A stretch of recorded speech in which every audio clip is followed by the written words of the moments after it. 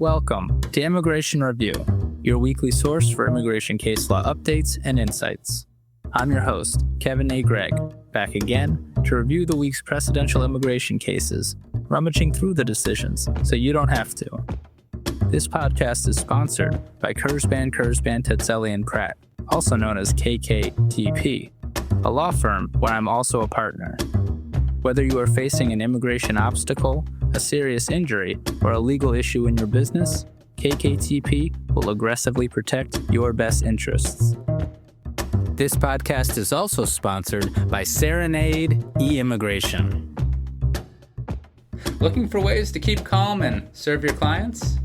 With the state of immigration law today, I bet I know the answer. Well, on September 30th, the podcast friends at e-Immigration are hosting a live webinar with performance psychology expert Nikola Milankovic that's all about stress management. It's not just your typical just breathe session. You'll learn practical tools rooted in psychology and high-performance coaching, how to manage self-talk, control your attention, and create a culture that supports resilience. Go to get.eimmigration.com/events to save your spot. Or click on the link in the show notes. And as always, this show does not constitute legal advice and has no bias other than to keep you up to date and to enable you, my dear colleagues, to excel in court. So, without further ado, let's start the review.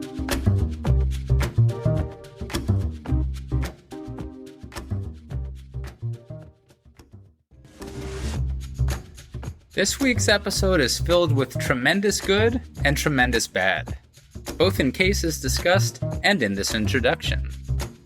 I'm going to start off this episode with a thank you to every immigration judge who has been pushed out of EWIR, made to feel unwelcome, or flat out fired, whether illegally during your 2-year probationary period that was never supposed to be abused in this way, or super illegally after your 2-year period. All those IJs who've been pushed out since Mr. Trump came back to office. This includes the IJs who I may not have agreed with, or who may not share my legal philosophy. What's happening is insulting. I highly doubt that any of the IJs deserve this based on their performance. You IJs have lives. You all gave up careers to dedicate your lives to EOIR. While it is cold comfort because you have yourself and your families to support, all of this is not a reflection of you. It is a reflection on this administration, their disdain for the civil service, and their inhumanity, to say nothing of empathy. But I am sorry. I really am. So that's the bad at the intro. Then there's the good, the district court actions. Looks like Judge Chen issued a permanent injunction against termination of TPS for Venezuela on Friday, but don't quote me on it, I haven't even seen the decision yet. Then there's Newsom v. Trump out of the Northern District of California on September 2nd, where Judge Breyer, yes, the justice's brother, entered a permanent injunction preventing Mr. Trump, as he said, from, quote, creating a national police force with the president as its chief, end quote. That's the military takeover of Los Angeles. I know things are getting complicated and confusing and difficult to remember. And then, of course, there's WMM v. Trump out of the Fifth Circuit, also on September 2nd, where the Fifth Circuit enjoined Mr. Trump's proclamation seeking to utilize the Alien Enemies Act because of President Maduro's use of Tren de Aragua, saying that that was not an invasion or a predatory incursion, I guess, as Congress interpreted those terms in the 18th century. How many lives were ruined in the interim, though? On to the cases where that final sentiment will be repeated multiple times.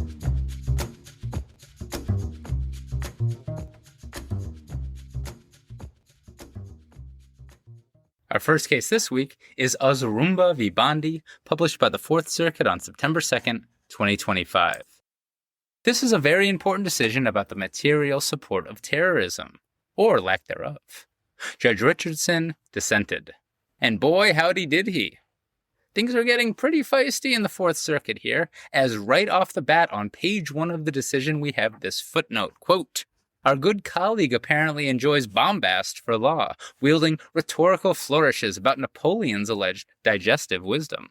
But it is one thing to observe that soldiers need food. It is quite another to stretch that battlefield maxim into a statutory command Congress never enacted. The statute prohibits material support to terrorist organizations, yes, but it does so in the particular ways that Congress enumerated.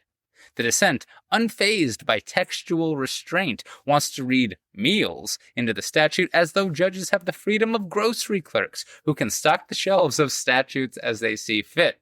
To say that every provision of food is support for terrorism is to collapse the statute into absurdity. The dissent accuses the majority of policymaking. The irony is rich, end quote. Goes on actually for 2 more paragraphs. And we're getting way ahead of ourselves here. Let us begin.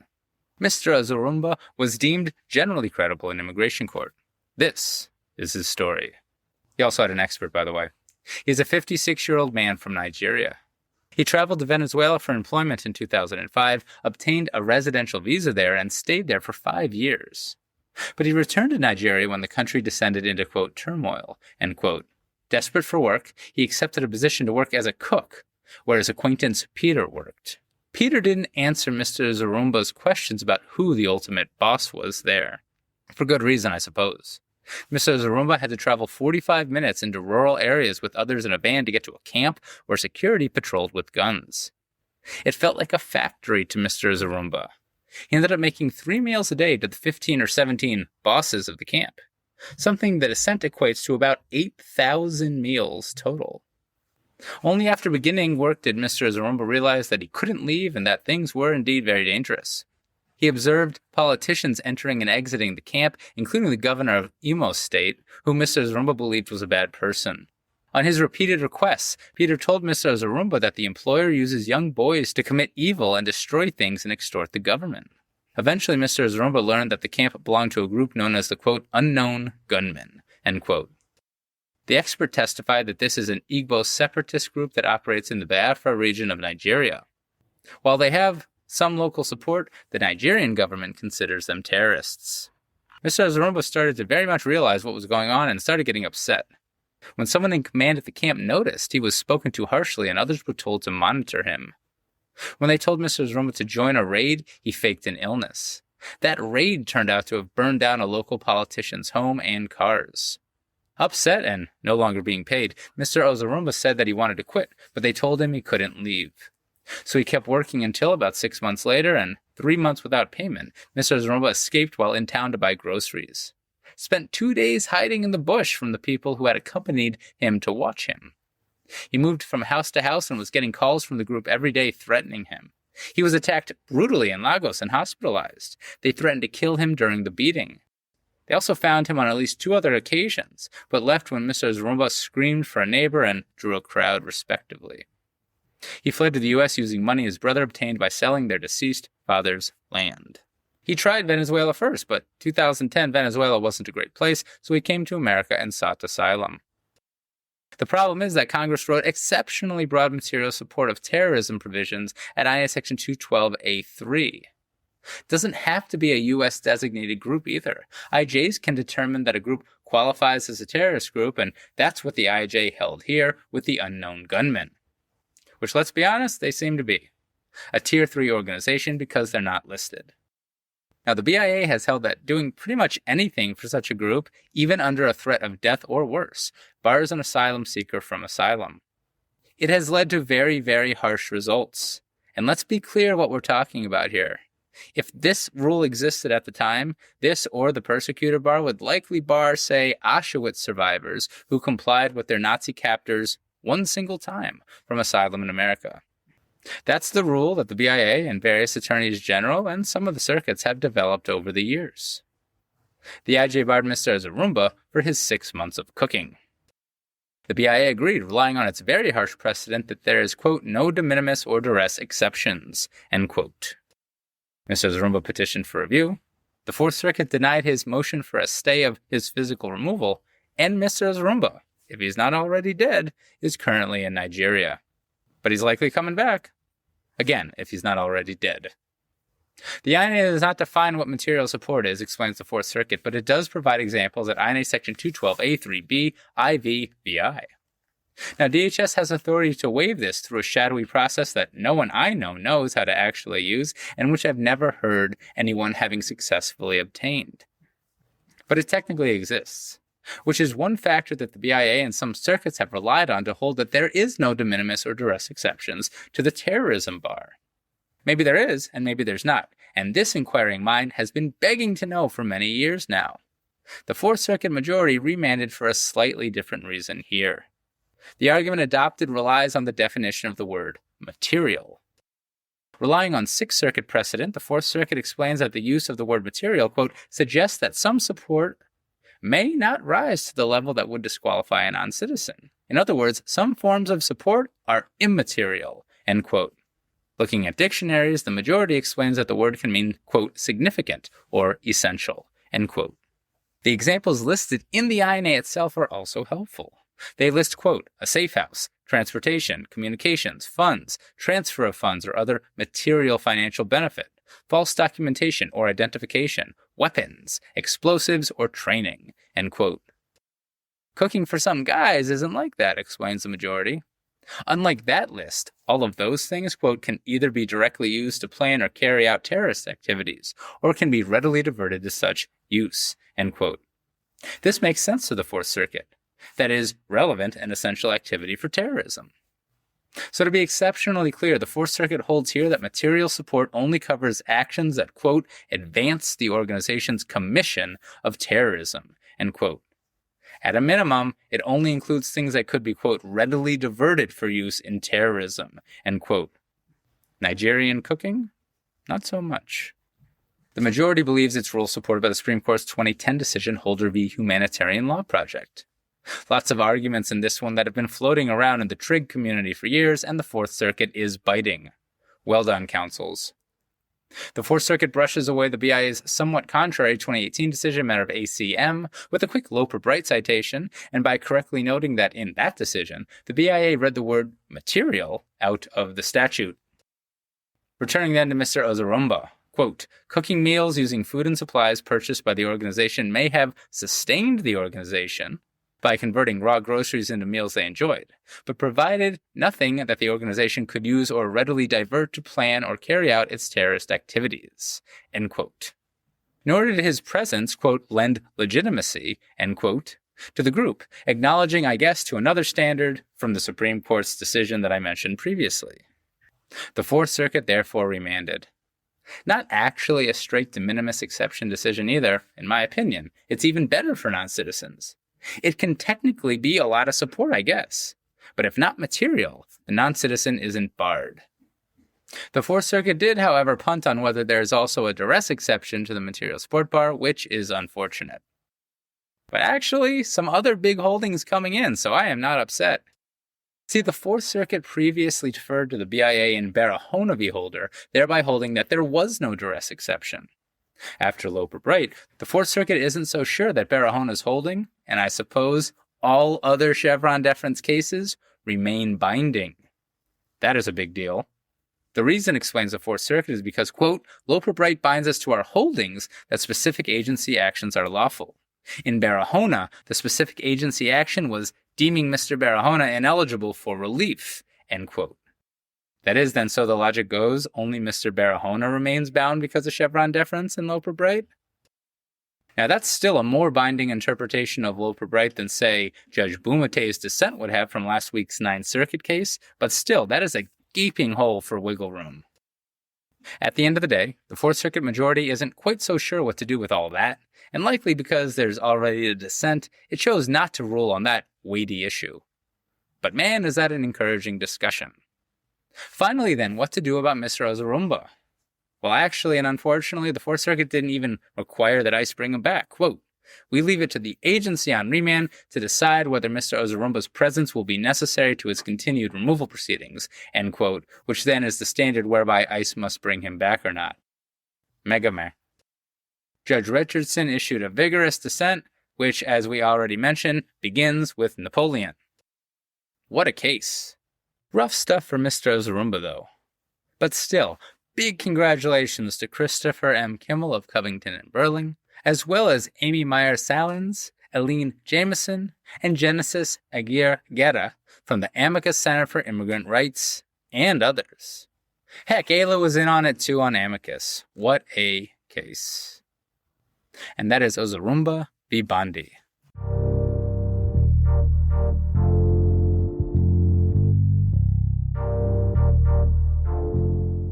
On to my weekly journey with the BIA, which I did not ask for, and this week was probably the worst of all weeks that we've had so far for non-citizens.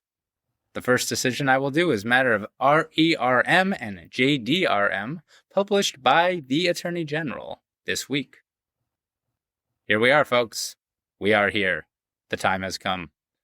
The official Attorney General decisions have arrived.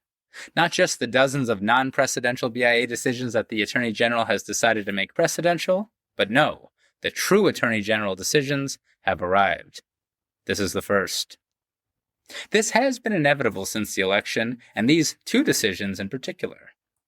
In part, they are possible because the last Attorney General never promulgated particular social group and nexus regulations as I believe were promised. But also let's lay the blame where it belongs, on a group in this country with very restrictive views of asylum and who are willing to use the administrative state to accomplish their goals at almost all costs. Some background here, Attorney General Garland vacated Attorney General Barr's second matter of LEA decision and promised rulemaking on family-based particular social groups and nexus. The Biden administration did not do it. Attorney General Bondi has reinstated matter of LEA the second, which she can do because of that open void. But let's be honest, they probably would have figured out something even if regulations had been promulgated. What does that mean? Well, it's about family-based particular social groups. As the Attorney General explains it briefly, the lead respondent here fears gangs in El Salvador who extorted and threatened to kill her if her brother refused to pay. Went all the way up to the Ninth Circuit, but now with the issue before her, the Attorney General affirmed denial of asylum and withholding of removal. As the Attorney General explains it, quote, kinship ties may form the basis for a particular social group only where they are defined with particularity and socially distinct within the society in question, end quote. So, not all families, I guess. The society in question must perceive, consider, or recognize a particular social group, not just the persecutors recognizing the family-based group. That said, I seem to recall many circuits saying over the years on this podcast that a family constitutes the quintessential particular social group. So, check the podcast page, guys. According to the Attorney General, though, quote, to the extent these differing circuit court decisions adopted a categorical rule that any nuclear family could constitute a cognizable particular social group, any such result would be inconsistent with both the asylum laws and the long-standing precedents of the board, end quote. Fair enough, Attorney General, but circuit trumps BIA. Always now. Loper Bright. The Attorney General believes matter of LEA the second, and the rule readopted here is the best reading of the statute, but to quote the dude, that's just your opinion, man. Literally. The circuits get to decide this, and many already have. Attorney General Bondi also disagrees that rulemaking and regulations are a good way to resolve particular social group issues. As Attorney General Bondi has shown all future attorneys general to come, including GASP, a Democrat-appointed Attorney General, quote, the meaning and scope of the statutory prerequisites to asylum are questions of law that are appropriately resolved through adjudication under the Attorney General's authority to issue controlling decisions with respect to all questions of law relating to the immigration and naturalization of non-citizens, end quote. Although she used aliens. And remember that, Democrats, you can actually use your BIA. I know it's crazy, and Falls Church is really far away from D.C., but I beg you to try it out the next time you have a little bit of power.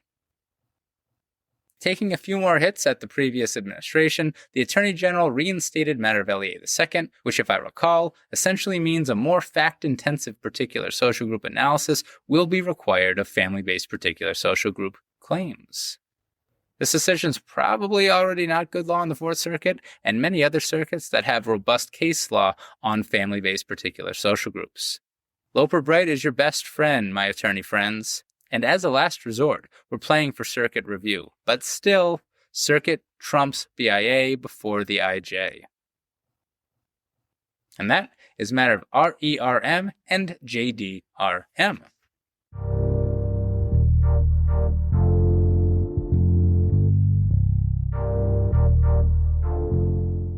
Next up, matter of SSFM, published by the Attorney General.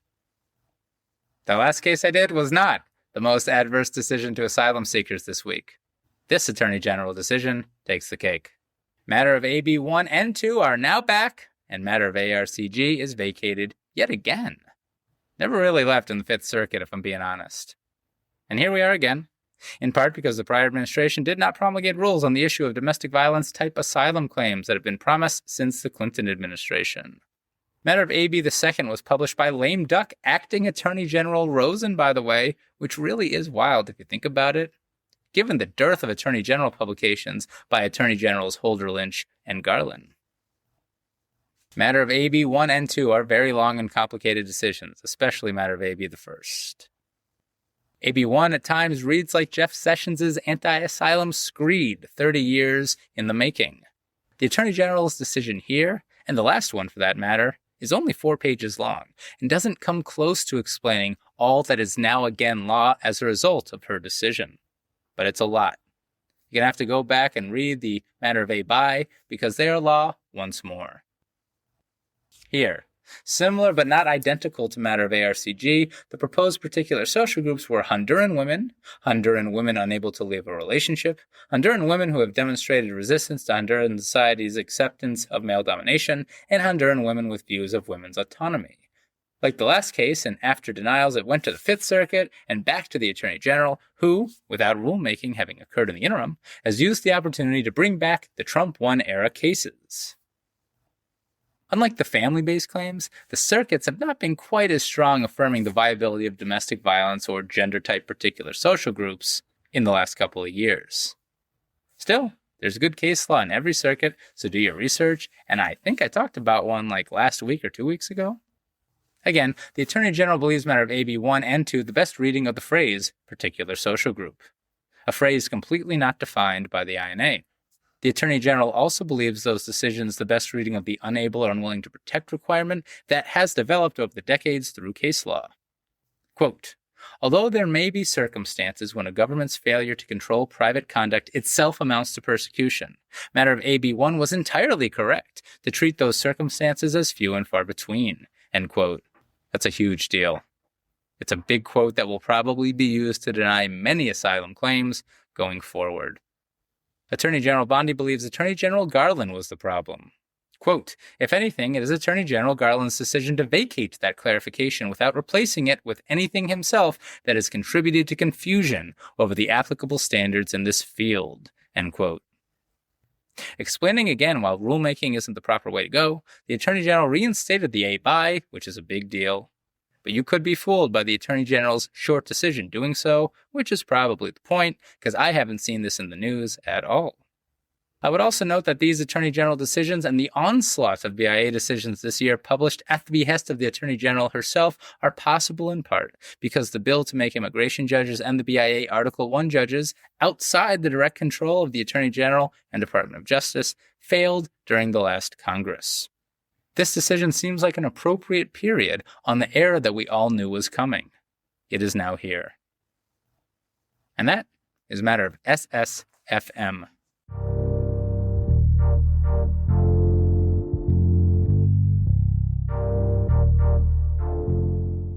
I was going to do that other BIA decision that you all know I'm about to do, but I just could not stand to do it as the last one before we take a break. So I shifted to matter of Dobrotvorskii, published by the BIA. I'm going to try my best, but I don't think I'm going to get the name great. You'll be astonished to learn that the BIA issued another bond decision this week. Same day as the generationally important one that I'm about to summarize. Same day. The BIA begins by including a lengthy footnote complaining about the permanent injunction in the Central District of California requiring DHS, gasp, to bear the burden to prove that imprisoning a human being is warranted because they are dangerous or a flight risk. Congress's statute does not place the burden on noncitizens, as the Department of Justice has decided to do through regulation and case law. An immigration judge granted the non-citizen a $10,000 bond and seemingly an ankle monitor should DHS choose. The BIA hates it, vacated the decision, and who knows, maybe fired the immigration judge too. Here it seems to come down to flight risk and a family friend who said he'd support the respondent. While certain documents were indeed submitted by the family friend, quote, the record does not, however, include any statement or affidavit from the family friend expressing his willingness to provide support to the respondent that could assist in his appearance at future hearings, end quote. Which, let's be honest, should be included in any bond filing. The respondent's attorney explained that he didn't have time to get that, but the BIA didn't buy it. Even though it's DHS's burden, though, in the Central District of California, right? Well, to the BIA, quote, the respondent introduced relevant evidence into the proceedings and asserted a proposed sponsor who would ensure his appearance at future hearings, end quote. And I guess that evidence is lacking? The BIA doesn't really finish its thought there. Honestly, it doesn't make much sense to me. The BIA doesn't really square the circle. They're simply making very clear, though, that they will do all they can to undermine the burden shifting and the burden placed on DHS in the Central District of California. Read between the lines, IJs. This, even though sponsorship isn't necessarily required in the matter of GERA, explains the BIA. But then again, the BIA doesn't see many other factors met by the respondent here either. Nor does the BIA seem to trust the sponsor's living arrangement. Moving on, quote, the immigration judge also clearly erred in finding that the respondent's willingness to patiently wait in Mexico for his CBP-1 appointment and to attend the scheduled border interview demonstrates that he is likely to appear for future court hearings. This finding is based on speculation, because the respondent recently entered the United States and has no established work history or any record of appearances in any court in the United States, end quote. Don't quite understand how that latter part undermines the first part, but then again, I am not an appellate judge. And because it appears that the respondent is only potentially eligible for asylum and doesn't have any family in the United States, quote, any grant of such relief is speculative at this stage and on this record, end quote. DHS's burden, though, remember. The BIA acknowledges the IJ's, quote, broad discretion, end quote, and then doesn't think much of the discretion and vacated the bond grant. You know, BIA, if you want to offer helpful bond guidance to the thousands of people reading your decisions, we'd love to hear who you believe, precedentially, should actually be released from immigration prison. I mean, there must be one worthy case in your thousands of pending appeals, right? Come on. And that is matter of Dobrotvorskii.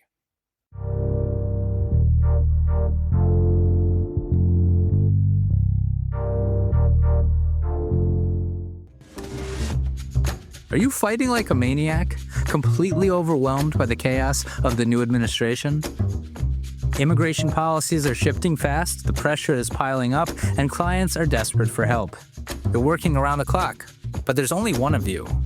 Well, Staffy's got your back. Staffy's bilingual virtual paralegals and administrative assistants handle USCIS forms, client intake, evidence gathering, and scheduling, so you're not drowning in paperwork while trying to fight for your clients at the same time. Stop running on empty.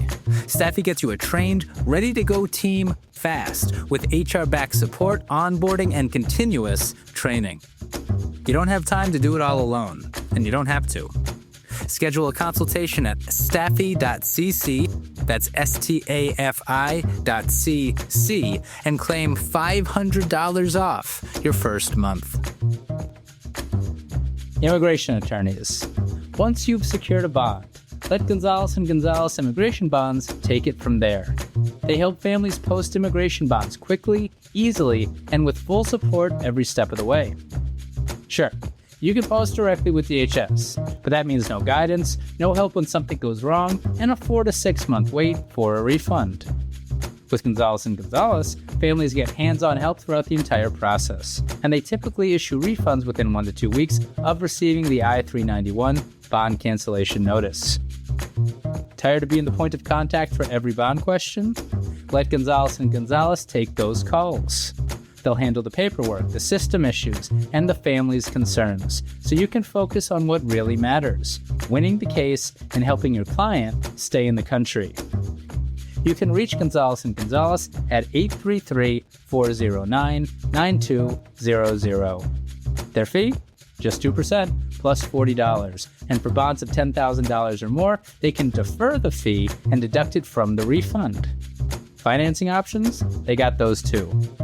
They're family-owned and have been in business for 75 years.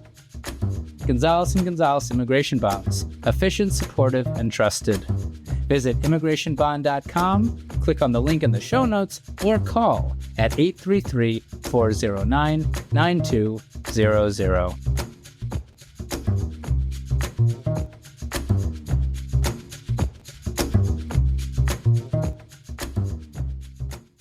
All right, friends, here we go. Matter of Yajure Hurtado, published by the BIA on Friday evening. This decision is about mandatory detention. I'll admit that all of this is really complicated, and I don't agree with the BIA, and to be honest, I think this decision is political, amoral, and embarrassing. So read it yourself if you want the nuance, or maybe a less biased take, or wait for the circuits to pick it up. The decision apparently originates in the Ninth Circuit, by the way.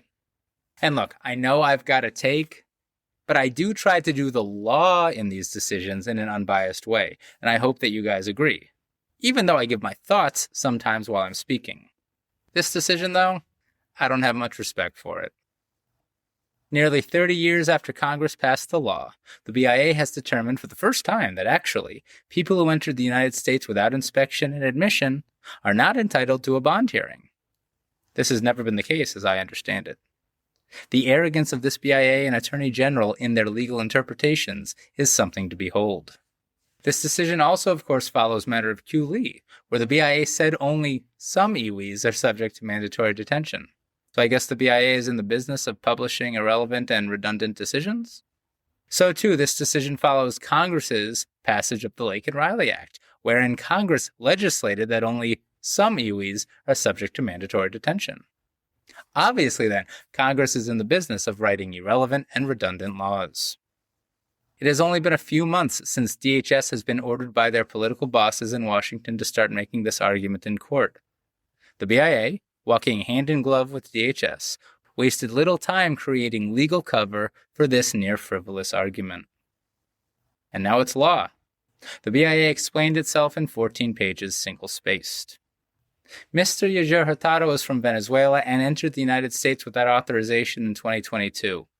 He received TPS, but the BIA says that status expired in April 2025.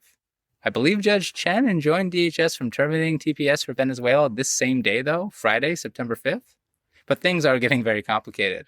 Ironic, though, if true, right? We're going to keep TPS holders in mandatory detention now because they entered EWI? Is that the move? Is that what we're doing now? DHS made its ridiculous, and for the first time in 30 years, argument that Mr. Yajure Hurtado couldn't request a bond hearing, and an immigration judge agreed. So did the BIA. The BIA begins by noting that I&N Section 235A1 defines as an applicant for admission, in relevant part, an EWI.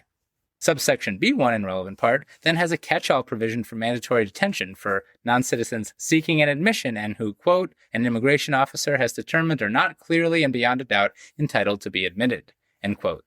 But then you have I&N Section 236A, which permits the grant of bond to non-citizens, quote, who were inadmissible at the time of entry or have been convicted of certain criminal offenses since admission, end quote. That's how the BIA explains it anyway, quoting Jennings. It has always applied to EWIs. They've always been eligible for bond under I&N Section 236A. But to the BIA, quote, Section 236 does not purport to overrule the mandatory detention requirements for arriving aliens and applicants for admission explicitly set forth in Section 235B1 and 2 of the INA, end quote. That, of course, assumes that someone who entered the U.S. 20 years ago or so, EWI, is still properly classified as an applicant for admission for detention purposes, which is indeed the assumption underlying this and matter of Q. Lee, but which in the opinion of many legal scholars that I know, is an assumption on shaky ground. Relying on that assumption, the BIA holds that this framework means that a whole group of non-citizens who have been in the U.S. EWI for over 2 years are not subject to expedited removal, but they are subject to the related mandatory detention provisions. It is just wild stuff. The BIA is having its proverbial cake and eating it too with its expansive interpretations of the expedited removal provisions at I&A Section 235B. The BIA does not believe it possible for someone to not be admitted into the U.S. and to not be at the same time seeking an admission. Quote, the respondent provides no legal authority for the proposition that after some undefined period of time residing in the interior of the United States without lawful status, the INA provides that an applicant for admission is no longer seeking admission and has somehow converted into a status that renders him or her eligible for a bond hearing under Section 236A of the INA, end quote. And that really is the whole argument right there. There are counter-arguments. I'm not going to do them right now. They will be litigated in the circuits. And that is how this podcast usually works. The BIA summarily rejects the Lake and Riley argument because nothing in the text of the Lake and Riley Act, quote, purports to alter or undermine the provisions of Section 235B2A, end quote. But that, of course, assumes that the BIA's reading of that statute is correct, which the very passage of Lake and Riley itself indicates is not. The BIA is not dumb. This is willfully obtuse legal reasoning because they don't have a great answer to the argument that Congress doesn't pass redundant or superfluous statutes. Indeed, the BIA uses a version of this logic to reject multiple of Mr. Yajure Hurtado's arguments. It is circular reasoning at points. Nor does it matter to the BIA that another portion of Section 236C makes a subset of EWIs subject to mandatory detention because, explains the BIA, relying on the Supreme Court, sometimes Congress writes redundant statutes. I'd hope not when a human being's liberty is on the line, but who knows? We'll see what the circuits say. And I'll give it to the BIA. It does believe a contrary reading would render another portion of I&A Section 235B superfluous, so I'll give them that. They're not totally avoiding the argument. And the BIA does engage with the legislative history, although there is much more to be discussed. As to matter of culi, the BIA sees no conflict. They are wrong. That's all there is to it. I'm not even going to read their attempt to square that circle, particularly as the BIA intentionally expands what they held in matter of culi in describing what it held only a few months ago. Deeming all EWIs applicants for admission and deeming all applicants for admission subject to mandatory detention, the BIA effectively has sanctioned the incarceration of millions. At the end of the day, the BIA pretends to analyze the plain language of the statute, meaning, if it didn't already with Loper Bright, that this decision is only good law to the extent that the circuits end up agreeing. But who knows, some might. And even for those that don't, in the interim, thousands or more of nonviolent, non-criminal individuals with families and lives in America will be made to rot in immigration prisons at a cost of $220 or more per day to U.S. taxpayers. Many will give up rather than suffer the indignities and dangers and will never return to their lives that they have built in America. This is what the BIA and current presidential administration have sanctioned and indeed desire, because it certainly isn't required of the statute 30 years after it was written. And that is matter of Yajure Hurtado.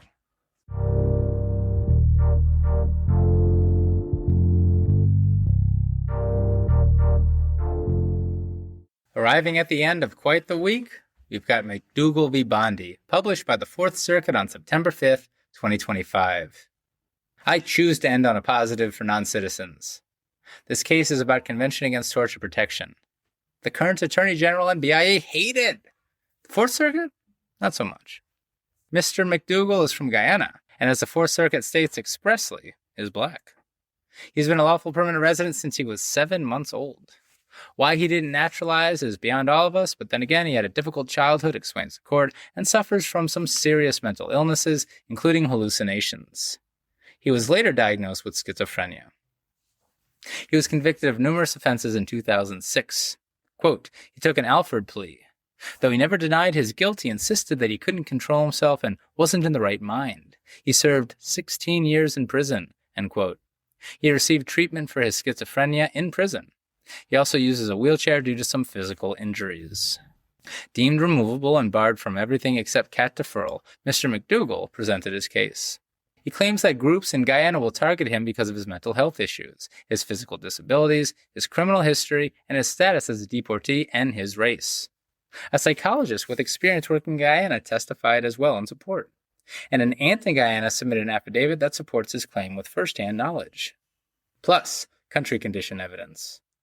And indeed, Guyana is a very small country with a history of ethnic and racial tensions, explains the court, and apparently, quote, Mr. McDougall also learned that his criminal history was in the news in Guyana and that a man had threatened him, end quote. An immigration judge denied and the BIA affirmed. But that was error, explained the Fourth Circuit, because both the IJ and the BIA focused only on the potential torture related to mental illness. First off, before getting there, the Supreme Court's Nasrallah decision has led to some very bad precedent for non-citizens in recent months. But the actual Nasrallah holding very much helps Mr. McDougall here, because even though he has a serious criminal history, the Fourth Circuit can still review the agency fact-finding. This is so because Nasrallah holds that Mr. McDougall's removal order and the attendant jurisdiction stripping provision are separate from the decision to grant or deny cat deferral of that removal order. So review it did. In the Fourth Circuit, quote, because Mr. McDougall asserts multiple potential reasons why he is likely to be tortured, he's entitled to protection so long as the cumulative probability of torture by all entities, or for all reasons, exceeds 50%, end quote. And heck, the Fourth Circuit might have made this decision without Nasrallah, as it seems to be more of a legal issue. Quote, we agree that the agency ignored relevant evidence relating to Mr. McDougall's claims based on race, physical disability, and criminal deportee status, end quote. Mr. McDougall testified to these things and presented supporting evidence, and DHS didn't rebut it. Indeed, quote, he submitted evidence of heinous acts of violence committed by the police and the public against individuals like him, and accounts of the government's willingness to turn a blind eye to the latter, end quote. But the BIA didn't meaningfully discuss any of it. Pretty straightforward then. The IJ and the BIA ignored parts of Mr. McDougall's claim, which the Fourth Circuit, and all circuits really, explains must be considered cumulatively, meaning the agency erred. So congratulations again, Amy Leah Meyer-Salins from the Amicus Center for Immigrant Rights. Amicus having quite the week, no? And all of you, please have a great week yourselves. And that is McDougall v. Bondi.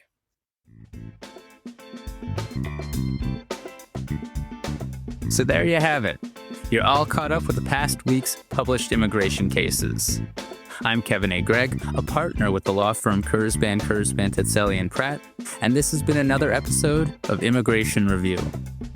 Thank you for listening, and I hope you enjoyed it. If you did, please share it with a friend and rate and review us. Each review helps new listeners find the show. And of course, subscribe to Immigration Review wherever you get your podcasts. If you like what we do and want to become a patron of the show, please check out our Patreon page at www.patreon.com/Immigration Review or click on the link in the show notes. And if you're interested in an official Immigration Review CLE certificate, email me at kgreg@kktplaw.com with your full name and the episode numbers for the 10 shows you've listened to. Also, feel free to email me with questions, comments, or anything at all, and follow the show on Instagram and Facebook at Immigration Review, or send us a tweet at ImReview. That's IMM Review. And you know, we're always interested in hearing listener feedback. Like this review about the episode you just listened to from my very young son. Son, how did you like that episode?